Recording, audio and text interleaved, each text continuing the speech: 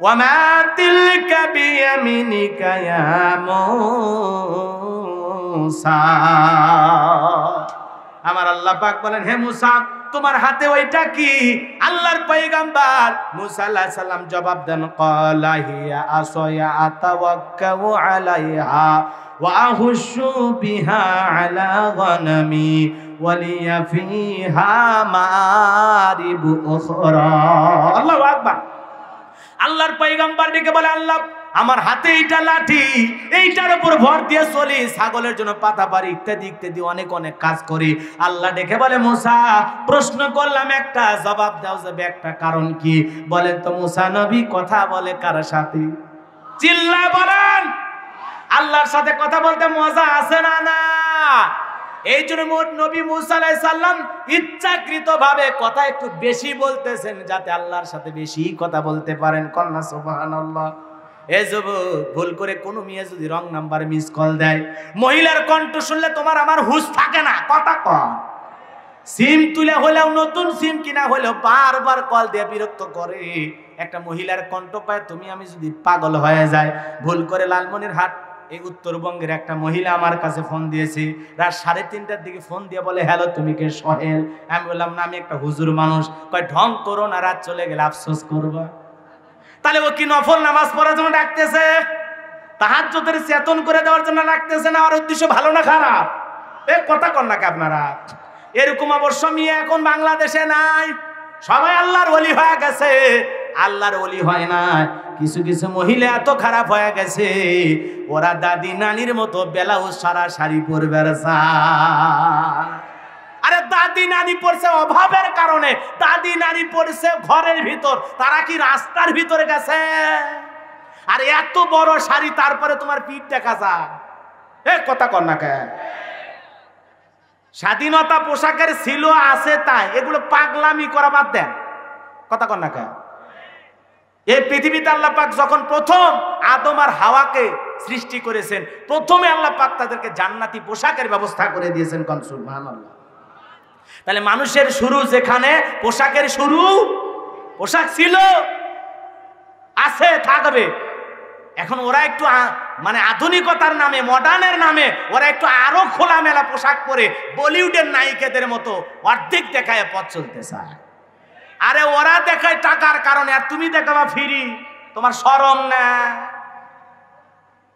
এ রাগ করতেছেন আপনারা? যে যা পড়তেছে, বোরকা যারা পড়তেছে পড়তেছে, কয় মেয়েদের ফিতে দেখে তোমরা কেন সিডিউস হও? বাপ রে বাপ, কি মোশান ওদের, কিছু একটা হয়ে গেছে। বাপ রে বাপ, পঙ্কা মহিলা মনে আমাদের ঘরে নাই। তাহলে মুমিন পুরুষ তারা অন্য নারীর দিকে তাকাবে? জোরে বলেন, তাকানো যাবে?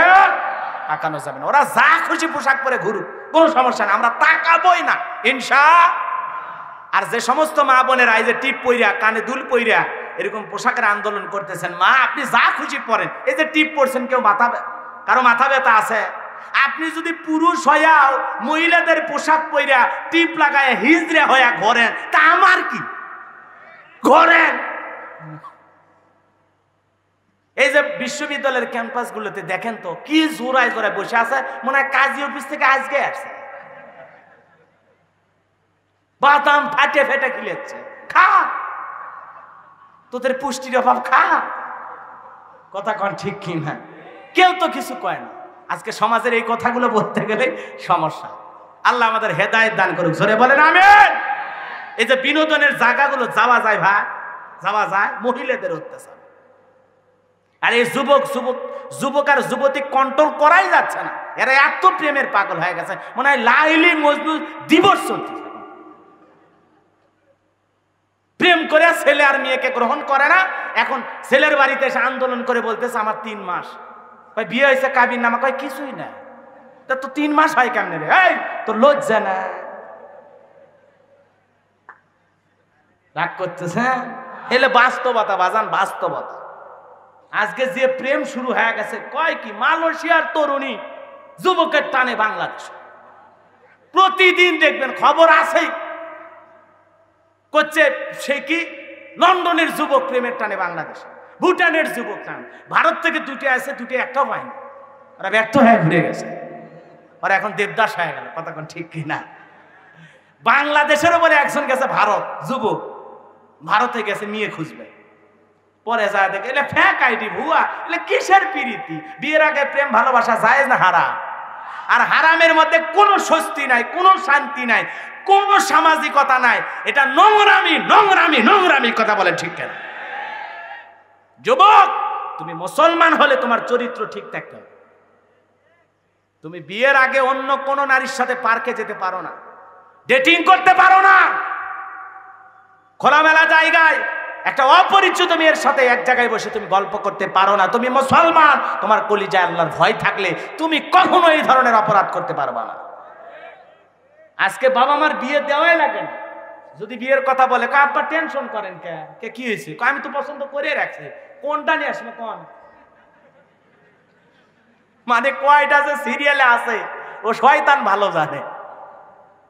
মেয়ে কলেজ ইউনিভার্সিটিতে পড়ে, বাবা চিন্তা করতেছে মা আর 1 বছর গেলেই তো ফাইনাল পরীক্ষা দিয়ে পাস করবা, তো ছেলে খোঁজা শুরু করি। আব্বা এটা নিয়ে টেনশন কে, ও কাম তো আমি 3 বছর আগেই সারছি। আছে না এরকম খবর? আল্লাহ আমাদের হেদায়েত দান করুক, জোরে কোন আমিন। মুসা আলাইহিস সালামের কথা মনে আছে না? না, মুসা আলাইহিস সালাম ডেকে বলেন, আল্লাহ আমার হাতে এটা লাঠি, এইটার উপর ভর দিয়ে চলি, ছাগলের জন্য পাতা পারি, অনেক অনেক কাজ করি। আল্লাহ ডেকে বলে, মুসা ওইটাতে এতদিন পাতা পেরেছো, ছাগলের জন্য কাজ করেছো, ভর দিয়ে চলেছো, ওই লাঠি দিয়ে আরো কি কাজ হয় আমি আল্লাহ এবার দেখাবো। বলেন আল্লাহু আকবার। এরপরে আল্লাহ পাক বলেন, ক্বালা আলকিহা ইয়া মূসা। আমার আল্লাহ ডেকে বলে, মুসা তোমার হাতের লাঠিটা তুমি নিক্ষেপ করো। আল্লাহর পয়গাম্বার আল্লাহর ওয়ার্ডার পেয়ে হাতের লাঠিটি নিক্ষেপ করলেন। ফাআলকাহা ফাইযা হিয়া হাইয়াতুন তাসআ। সঙ্গে সঙ্গে হয়ে গেল বিশাল একটা অজগর সাপ। মুসা নবী বলে, বাপ রে বাপ, এ যে জাতের সাপ, আমার বংশ করে দিবে সাপ। এই কথা বলে জোরে মারছে লাফ। আল্লাহ বলে, মুসা দৌড়াইও না, থামো থামো। মুসা নবীকে বলে, আল্লাহ যে কায়দার বড় সাপ হয়ে গেছে, থাকলে তো আমারে খেয়ে ফেলে দেবে। আমার আল্লাহ ডেকে বলে, মুসা ক্বালা খুযহা ওয়ালা তাখাফ সানুঈদুহা সিরাতাহাল উলা। আল্লাহু আকবার। মুসা তুমি ভয় পেও না, তুমি টেনশন করো না, যেই লাঠিকে ফেলে দেওয়ার কারণে সাপ হয়ে গেছে, আবার সেই সাপের দিকে হাত বাড়াও, আমি আল্লাহ তাআলা পূর্বের মতো লাঠি বানায়া দেব। আল্লাহু আকবার। ভয়ে ভয়ে ভয়ে ভয়ে এরকম ধরতেছেন, যেই ধরতে গেছেন আবার সেই লাঠি হয়ে গেছে। বলেন আল্লাহু আকবার। এরপরে আমার আল্লাহ পাক বলেন, ওয়াতুগুম ইয়াদাকা ইলা জানাহিকা তাখরুজ বাইদা মিন গায়রি আয়াতান উখরা। আল্লাহু আকবার। আল্লাহ ডেকে বলে, মুসা এইবার তোমার হাত বগলের নিচে ঢুকাও, তোমার ডান হাতটা বগল নিচে ঢুকানোর পরে হাতটা বের করো, কোনো দোষ ছাড়াই আমি আল্লাহ তাআলা উজ্জ্বল সুন্দর চমৎকার দেখাবো। এই যে দেখাইলাম, এই যে কুদরতের 2টা নিদর্শন দান করলাম, লিনুরিয়াকা মিন আয়াতিনাল কুবরা। আল্লাহু আকবার। এই যে কুদরতের 2টা নিদর্শন দান করলাম, লাঠি ফেলে দিলে সাপ হয়, আর বগল নিচে হাত ঢুকাইলে চমৎকার উজ্জ্বল সাদা সুন্দর দেখায়। এই যে 2টা মুজিজা দান করলাম, কি দান করলাম? জোরে বলেন, কি দান করলাম? এই যে কুদরতের 2টা মুজিজা দান করলাম, এইবার তোমার দায়িত্ব, ইযহাবু ইলা ফিরআউনা ইন্নাহু তাগা। আল্লাহ ডেকে বলে, মুসা এইবার তোমার দায়িত্ব, ফিরাউন সীমা লঙ্ঘন করেছে, আর পাপের 16 কলা পূর্ণ হয়ে গেছে। ও দীর্ঘদিন ক্ষমতায় থাকা ঘরের ভিতরে মূর্তি ঢুকায়া দিয়েছে, ও জনগণের সাথে জুলুম অত্যাচার করেছে। যা বলো ফিরাউন দে, তোর বানানো আইন দিয়ে আর সমাজ রাষ্ট্র পরিচালনা হবে না, এখন মিশর পরিচালনা হবে আল্লাহর আইন দিয়া। ফিরাউন সীমা লঙ্ঘন করেছে, নিজেকে রব বলে দাবি করেছে, আর ওকে ছাড়া দেওয়া যাবে না। এইবারে তোমার দায়িত্ব, ফিরাউনের কাছে দ্বীনের দাওয়াত নিয়ে যাও। আল্লাহু আকবার। আল্লাহ ডেকে বলে, মুসা আলাইহিস সালাম ডেকে বলে, আল্লাহ আপনি কি ভুলে গেছেন কি? বলে, আপনি জানেন না আমি ওর দরবারে মার্ডার কেসের আসামি, গেলে তোমারে ফাঁসি দিয়া দেবে, মামলা তো রেডি করাই আছে। আল্লাহ ডেকে বলে, মুসা ভয় পেও না, আমি আল্লাহ পাক যারা আমার প্রিয় হয় আমি তাদেরকে ফাঁসির হাত থেকে বাঁচাই। কোন জালেম তাকে ফাঁসি দিয়া মারতে পারবে না, আগুনে পোড়ায়াও মারতে পারবে না, পানিতে ডুবায়াও মারতে পারবে না, মিথ্যা মামলা দিয়াও মারতে পারবে না। আল্লাহু আকবার। আমি আল্লাহ যাদেরকে ভালোবাসি তাদেরকে এত সহজে কেউ শেষ করতে পারবে? আমি আল্লাহ যা চাইবো তাই হবে, তোমার টেনশন না, তুমি যাও। আল্লাহর পয়গাম্বার মুসা নবী ডেকে বলে, আল্লাহ যাওয়াই লাগবে? বলে হ্যাঁ যাওয়াই লাগবে, যেহেতু নবী বানাইছি তোমার দায়িত্ব এখন দিনের দাওয়াত দেওয়া। যদিও ফিরাউন কাফের, তারপরেও কিসের দাওয়াত দাও? দিনের দাওয়াত দাও। হেদায়েতের পথে আসলে আসবে, না আসলে না আসবে, কিন্তু তোমার দায়িত্ব আছে, তুমি দাওয়াত পৌঁছাও। আল্লাহর পয়গাম্বার মুসা নবী ডেকে বলে, আল্লাহ যাওয়াই লাগবে? বলে হ্যাঁ যাওয়াই লাগবে, নবী বানাইছি, যাওয়াই লাগবে, এটা তোমার দায়িত্ব, কর্তব্য, এটা তোমার কাজ, তোমাকে করতে হবে, কোনো উপায় নাই। বলে না, কোনো উপায় নাই। মুসা আলাইহিস সালাম ডেকে বলে, আল্লাহ যেহেতু যাওয়াই লাগবে, তাহলে অন্তরে দুরু দুরু ভাব, ভয় ভয় লাগে, তাহলে তোমার কাছে একটু দোয়া করি। আল্লাহ বলে দোয়া করো। মুসা নবী তখন দোয়া শুরু করলেন, ক্বালা রাব্বিশরাহ লি সাদরি ওয়া ইয়াসসিরলি আমরি ওয়াহলুল উকদাতাম মিন লিসানি ইয়াফকাহু কওলি ওয়াজআল লি ওয়াজিরাম মিন আহলি হারুন আখি। আল্লাহু আকবার। আল্লাহর পয়গাম্বার মুসা আলাইহিস সালাম ডেকে বলে, আল্লাহ আমার বক্ষকে প্রশস্ত করে দাও, আমার কাজকে সহজ করে দাও, আমার জিহ্বার জড়তাকে দূর করে দাও, যাতে সহজে ওরা আমার কথাগুলো বুঝতে পারে, আর আমার পরিবারের মধ্য থেকে, আমার স্বজনদের মধ্য থেকে আমার ভাই হারুনকেও তুমি নবী বানায়া দাও। আল্লাহু আকবার। আমার একটা সহযোগী দরকার,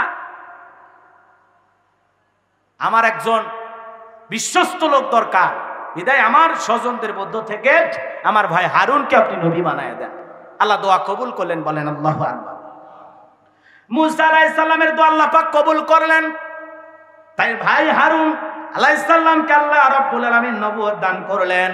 এরপরে হারুন আলাইহিস সালামকে সঙ্গে নিয়ে আল্লাহর পয়গাম্বার মুসা আলাইহিস সালাম ফিরাউনের দরবারে দিনের দাওয়াত নিয়ে চলে গেল। দুইজন মিলে যখন ফিরাউনের রাজ দরবারে দাওয়াত নিয়ে চলে গেল, আল্লাহর পয়গাম্বার মুসা আলাইহিস সালাম দিনের দাওয়াত নিয়ে চলে গেল। যাবার পরে ফিরাউনের দরবারে আল্লাহর পয়গাম্বার বলতেছেন, ওয়াকালা মুসা ইয়া ফিরআউন ইন্নী রাসূলুম মির রাব্বিল আলামিন। মুসা আলাইহিস সালাম বলেন, হে ফিরাউন, আমি বিশ্বের রবের প্রতিপালকের একজন রাসূল, আল্লাহ আমাকে রাসূল বানাইছেন, নবী বানাইছেন। এই কথা শোনার পর ফিরাউনের সামনে আল্লাহর পয়গম্বর আরো বলতেছেন, হাকিকুন আলা আল্লাহ আকুলা আলাল্লাহি ইল্লাল হক কদ জিতুকুম বিবাইয়িনাতিম মির রাব্বিকুম ফাআরসিল মাইয়া বানি ইসরাঈল। আমি আমার রবের ব্যাপারে, প্রতিপালকের ব্যাপারে যা বলবো সত্য বলবো, সঠিক বলবো, বিদায় আমি তার কাছ থেকে, তার পক্ষ থেকে সুস্পষ্ট প্রমাণ এবং দলিল নিয়ে তোমার সামনে হাজির হয়েছি। আমার দাওয়াত তুমি গ্রহণ করো, আর বনি ইসরাইলদেরকে চাকরের জীবন থেকে, গোলামের জীবন থেকে, দাসত্বের জীবন থেকে আমার কাছে দিয়ে দাও, আমি তাদেরকে নিয়ে চলে যেতে চাই। রাগ করতেছেন আপনারা?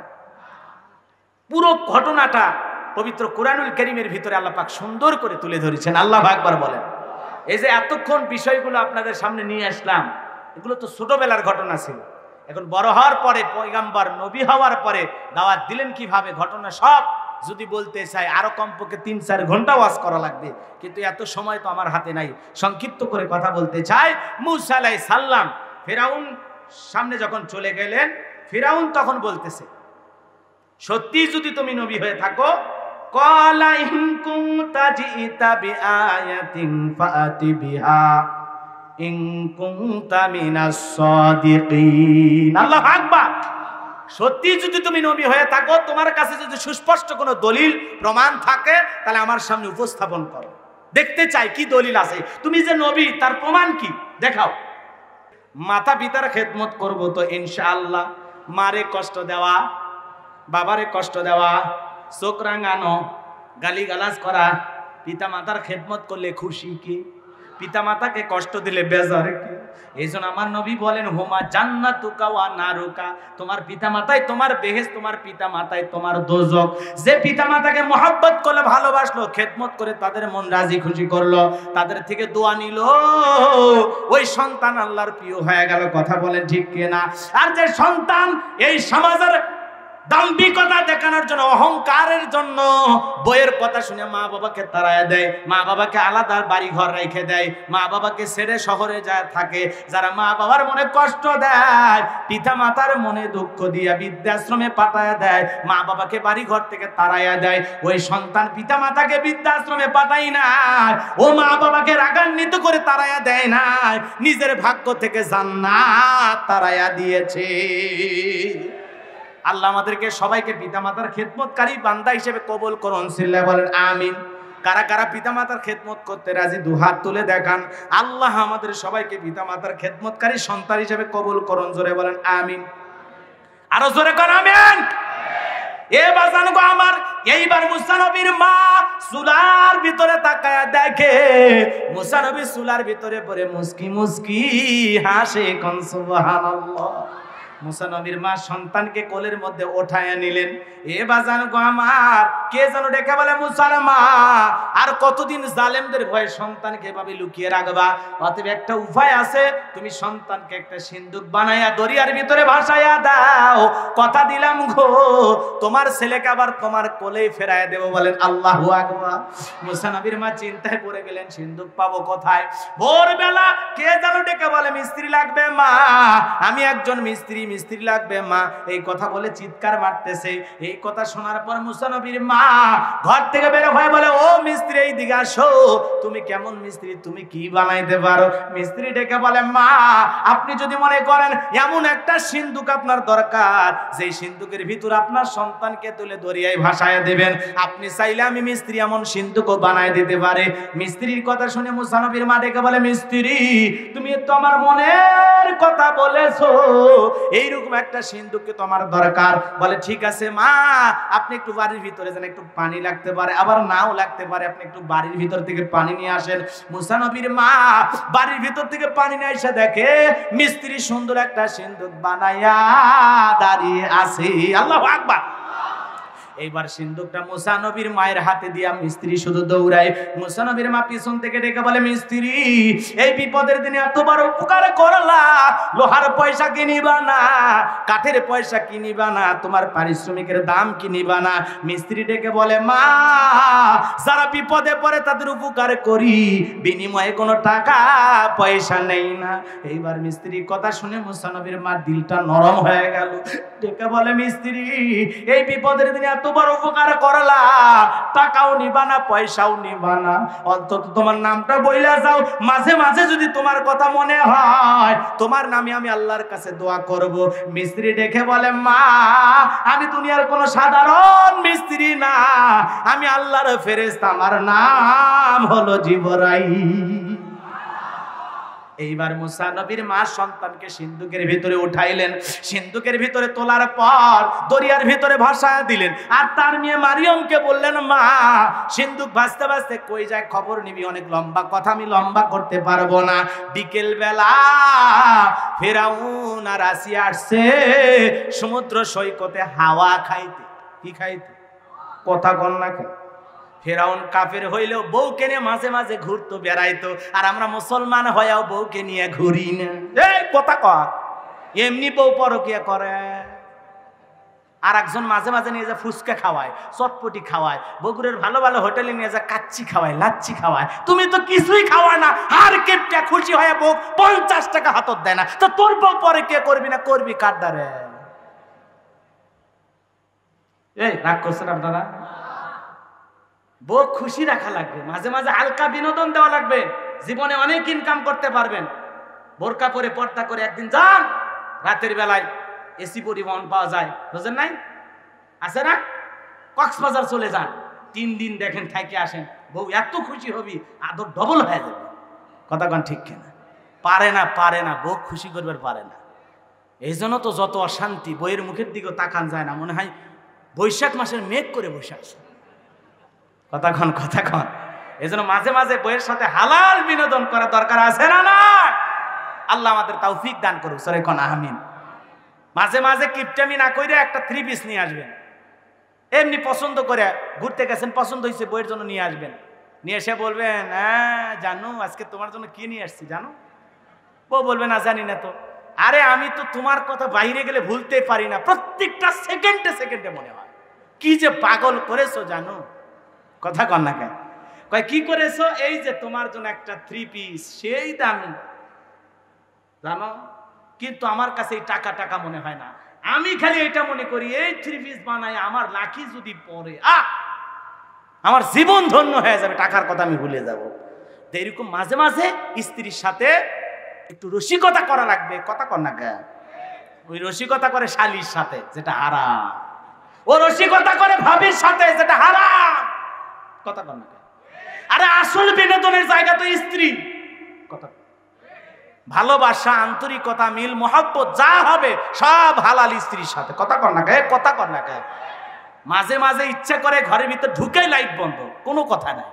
বউ যদি কয় লাইট বন্ধ করলে কে? কয় সোনা তোমার চেহারার যে আলো আমার লাইটই লাগবে না। কথা কর না কেন? বউ খুশি হয়ে যাবে, দেখতে যেমনই হোক মাঝে মাঝে বিনোদন করে তাদের মনটা খুশি রাখা লাগবে। আল্লাহ আমাদের তৌফিক দান করুক, সিল্লা কোন আমিন। যা বলেন বলেন, একটু দোয়া করে দিয়েই যাই। রাগ করেছেন? এইবার ফিরাউন স্ত্রী আসিয়া কেন হাওয়া খাইতেছে, আল্লাহর বান্দি এবং ফিরাউন তাকায় দেখে কি আসতেছে ভেসে, সিন্দুক ভেসে আসতেছে। ফিরাউন সেনাবাহিনীকে বলে সিন্দুকটা উঠাইয়া নিয়ে আসো। সিন্দুকটা উঠাইয়া ফিরাউন এবং তার স্ত্রী আসিয়ার সামনে নিয়ে আসা হলো। সিন্দুকটা যখন খোলা হলো, সবাই তাকায়া দেখে মনে হয় আকাশের পূর্ণিমার চাঁদ উদয় হয়েছে। আল্লাহু আকবার! এত চমৎকার সুন্দর পয়গম্বর মুসা আলাইহিস সালাম চেহারা দেখার পর চোখ শীতল হয়ে গেল, আর ফিরাউনের উল্টো মেজাজ আরো বেড়ে গেল। এ তো ছেলে সন্তান দেখা যায়, তরবারি আন জবাই কর। আসিয়া বলে থামো, খালি মারা শিখছো, এত মেরেও তোমার শান্তি হয় নাই। স্বামী গ, তোমার কাছে প্রথমে একটা কথা বলতে চাই, দেখো তো যে সিন্দুকটা দেখা যায়, এমন কাঠ কি তোমার দেশে আছে? ফিরাউন কাঠ নাই রে দেখে, এমন কাঠ তো বাপ দাদা 14 গোষ্ঠীও জীবনে দেখেনি। তখন বলতেছে শোনো, এই সন্তান আমাদের দেশের না, ভিন দেশি কারো সন্তান, ভাসতে ভাসতে আমাদের এলাকায় আসছে, বিদায় সন্তানটারে আমি মারতে চাই না। ও স্বামী, জীবনে কোনোদিন তোমার কাছে কোনো কিছু দাবি করি নাই, ছেলেটারে দেখে বড় মায়া লাগছে, আমাদের পালক পুত্র হিসাবে এই সন্তানটাকে আমি লালন পালন করতে চাই। আল্লাহু আকবার! স্বামী যতই যে দুধ খাওয়াইতে পারবে মাসে মাসে তাকে বেতন দেওয়া হবে, থাক আর কোয়ার্টার ফ্রি।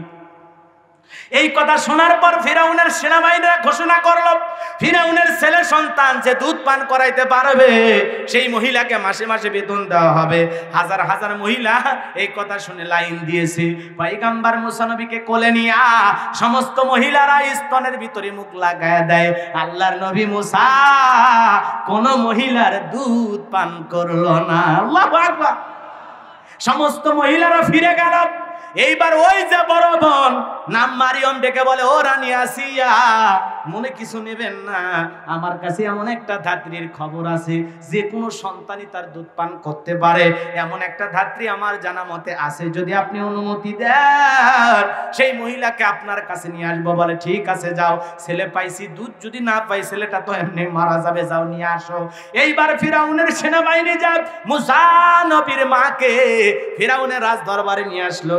মুসা নবীর মা তার কলিজার টুকরা সন্তানকে কোলের ভিতরে নিয়া যখন স্তনের ভিতরে মুখ লাগায়া দিয়েছে, আল্লাহর নবী মুসা মায়ের দুধ খাওয়া শুরু করেছে। আল্লাহু আকবার! মুসা নবীর দুধ খাওয়ার দৃশ্য দেখার পর আসিয়া ডেকে বলে, এই তো পাইছি, তোমার বেতন ডাবল দেব, থাকার কোয়ার্টার ফ্রি দেব। মুসা নবীর মা দেখে বলে, ও রানী আসিয়া, আমারও সংসার আছে, স্বামী আছে, যদি সন্তানকে দুধ পান করাইতে চাও তোমার বাড়িতে না, সন্তান থাকবে আমার বাড়িতে। মুসা নবীর মা জীবনের প্রথম মা, যেই মা আপন সন্তানকে দুধ পান করানোর বিনিময়ে মাসে মাসে বেতন পাইছে। আল্লাহু আকবার! আল্লাহর খেলা। ফিরাউন তুমি বুঝবা। এইবার অনেক কথা। আল্লাহর পয়গম্বরের মা তাকে দুধ পান করাইলেন, সন্তান একটু চলাফেরার বয়সে উপনীত হয়েছে। মুসা নবী ছোট্ট সন্তান, একটু হাঁটা চলা করতেছে। রানী আসিয়া একদিন ধমক দিয়ে বলে, স্বামী ফিরাউন এদিকে আসো। কে, কি হয়েছে? কয় সন্তানটারে একটু কোলে নাও, একটু আদর করো, মানুষ দেখলে মনে করবে ছেলে তোমার না, ধরো। এই কথা বলে স্বামীর কোলে সন্তান মুসা নবীকে জোর করে দিয়া আসিয়া ঘরের ভিতরে প্রবেশ করলো। মুসা নবীর চেহারা দেখার পর যদিও কাফের ফিরাউন অন্তরে মায়া লেগে গেছে, মনে মনে ভাবি একটু আদর করি। এই নিয়তে যখন ঠোঁটটা বাড়াইছে চুমা খাওয়ার জন্য, আল্লাহর পয়গম্বর মুসা নবী এমন একটা থাপ্পড় মেরেছে, 5 মণ ওজনের এক থাপ্পড় খায়া ফিরাউন কয় কারাম, মানে এমন চিৎকার মেরে উঠছে। আশেপাশে যত নেতার জনগণ ছিল, কাজের লোক ছিল, সবাই দৌড়ে আসছে। এসে কয়, ফিরাউন আমাদের বস, নেতা, বাদশা, আপনি চিল্লাইলেন, ব্যাপারটা কি? ছেলে যে থাপ্পড় মারছে এই কথা জনগণের সামনে বললে ইজ্জত থাকে? তখন বলতে চাই, যা এমনি চিল্লাইছি, আমার মন চাইছে আমি চিল্লাইছি, তোরা চলে যা।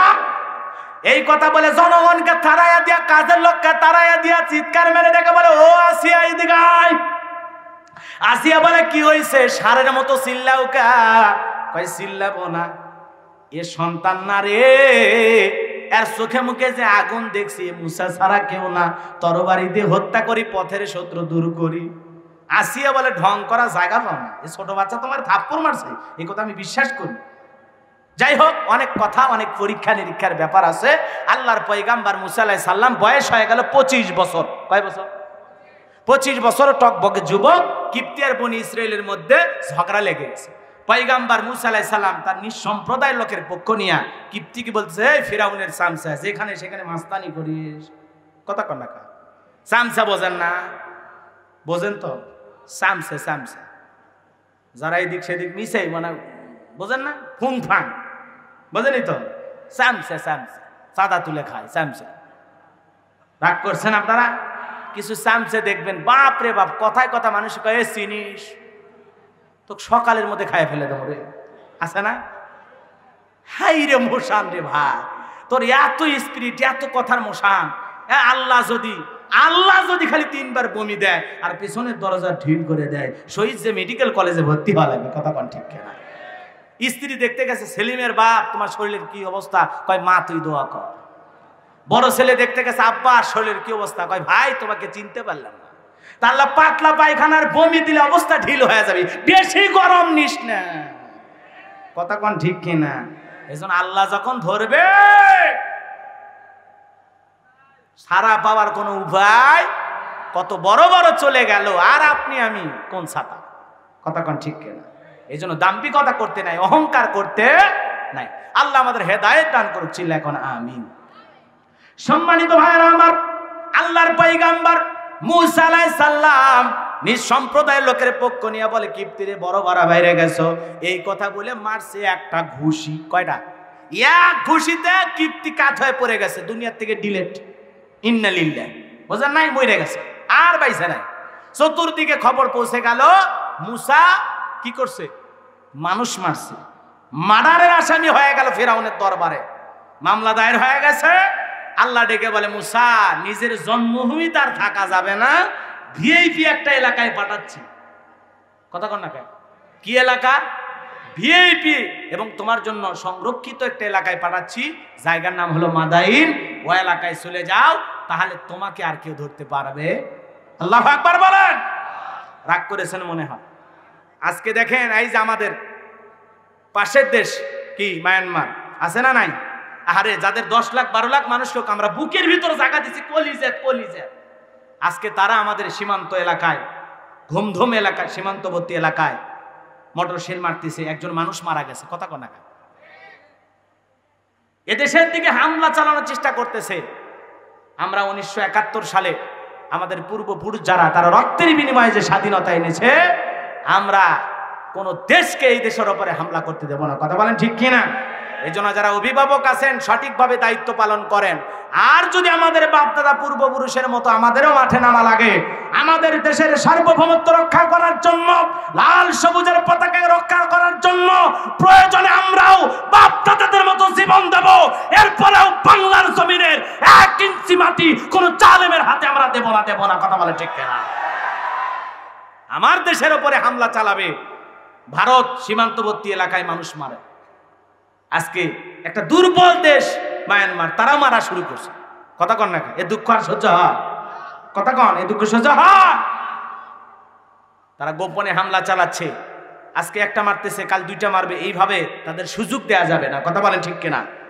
যারা সীমান্তবর্তী পাহারাদার আছেন, জোরদার হন, সব সময় চোখ ওই জালেমদের দিকে তাকায় থাকেন। কথা বলেন ঠিক কিনা? যেভাবে হোক আমার দেশে আর এই ধরনের হামলা হোক আমরা চাই না। একটা ছেলে নিহত হয়েছে, একজনের পা উড়ে গেছে। কথা কন, কথা কন। আল্লাহ আমাদের দেশকে সকল জালেম শকুনের নজর থেকে হেফাজত করুক। জোরে কোন আমিন। আরো ছেলে বলেন আমিন। আমরা শান্তিপ্রিয় মানুষ, আমরা মানুষকে ভালোবাসতে শিখেছি, ঘৃণা করতে শিখিনি। কথা বলেন ঠিক কিনা? আরে ভালোবাসার বিনিময়ে যদি তোমরা আমাদেরকে আঘাত করো, আঘাত তো সহ্য করা যাবে না, পাল্টা আঘাত খাওয়ার জন্য প্রস্তুত থাকো। কথা বলেন ঠিক কিনা? এজন্য যারা দায়িত্বশীল আছেন, আমাদের অভিভাবক, তাদের সঠিকভাবে এই সীমান্তবর্তী এলাকার পাহারাদার জোরদার হওয়া লাগবে। প্রয়োজনে আরো লোক নেন। কথা বলেন ঠিক কিনা? এই ধরনের অতর্কিত হামলা থেকে আল্লাহ আমাদের প্রিয় মাতৃভূমি বাংলাদেশকে হেফাজত করুন। চিল্লা বলেন আমিন। আরো জোরে বলেন আমিন।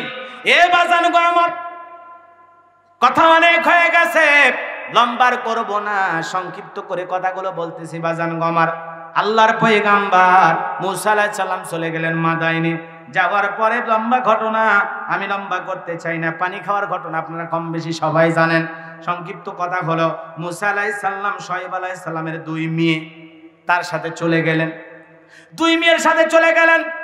শুআয়ব আলাইহিস সালামের দুই মেয়ে যা প্রশংসা করলেন, এই ছেলেটার গায়ে অনেক শক্তি।